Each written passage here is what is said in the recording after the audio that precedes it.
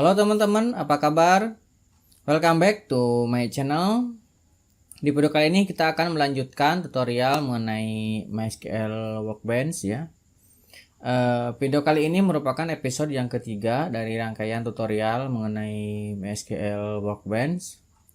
Video kali ini akan membahas mengenai cara backup dan restore database menggunakan MySQL Workbench. Jadi untuk memulai teman-teman harus login terlebih dahulu. Kita klik untuk setting koneksi yang kemarin sempat kita buat. Kita klik lagi. Kalau teman-teman di save passwordnya tentunya akan langsung masuk karena saya tidak di save. Nah ini maka si MySQL Workbench-nya minta dimasukin lagi.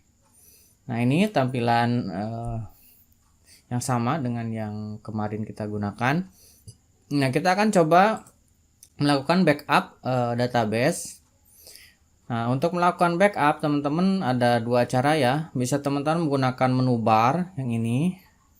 Teman-teman masuk ke menu server, klik server. Kemudian di sini ada data export yang ini ya. Atau teman-teman menggunakan tab administration ini. Kemudian di sini ada pilihan data export. Sebenarnya sama aja, mau teman-teman menggunakan menu bar ataupun menggunakan navigator yang ada di sini. Kita klik data export. Nah, sudah muncul. Teman-teman pilih database yang teman-teman ingin ekspor. Misalkan di sini latihan yang akan kita ekspor. Teman-teman pilih, maka di sini akan muncul tampilan tabel yang bisa kita ekspor. Teman-teman lihat ke bagian pilihan bawah, di sini ada select view. Jadi yang terpilih hanya view aja. Select table, maka yang terpilih hanya table saja. Unselect, tidak terselect. Nah, kalau misalkan diselect lagi dua-duanya, nah maka tuh akan saling bergantian seperti ini. Teman-teman tinggal pilih semuanya aja supaya nanti bisa diekspor semuanya.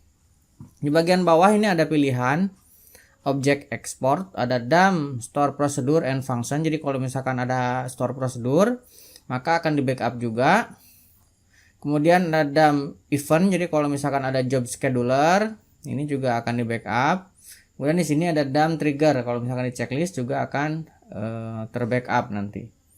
Nah kemudian di bagian export ini ada dua pilihan, ada export to DAM project folder. Kemudian ada export to save contain file. Jadi kalau misalkan nanti export ke yang contain file, nanti akan jadi file satu file berupa file.sql ya.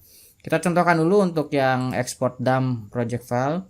Nah kalau misalkan teman-teman checklist include grid schema, jadi nanti di setiap filenya ada grid untuk database-nya. Kalau misalkan tidak di checklist, nanti tidak ada untuk gridnya. Ini saya checklist dulu, teman-teman bisa lihat sini DAM 2020 di foldernya adalah dokumen ya. Kita ekspor. Nah ini yang bagian bawah ini saya geserin dulu ke atas ya karena terhalangi ya. Jangan tadi terhalang juga nih. Oh sorry. Sorry tadi ketutupannya. Jadi yang bagian tadi saya jelaskan, yang bagian ini nih. Select, kemudian select table, kemudian unselect. Ini terlihat dari tombol ini ya. Nah, tadi mohon maaf karena ketutup dari image, tutup dari video saya. Nah kalau misalkan teman-teman ingin cepat pilih semua, tinggal checklist gini aja. Sudah terpilih. Ini kembali ke yang tadi, yang ini sudah. Di sini ada start export. Kemudian untuk start export ini udah di setting semua, tinggal klik start export. Nah ini sedang proses ekspor. Oke ini sudah terekspor. Kalau misalkan teman-teman lihat di foldernya sudah ada nih DAM file. Nah ini kalau misalkan teman-teman pilihnya project yang tadi, jadinya dia terpisah-pisah nih per table ya. Jadi dia tidak jadi satu file kayak yang jadi file.sql, jadi akan terpisah-pisah. Nah yang satu lagi kita akan coba ya.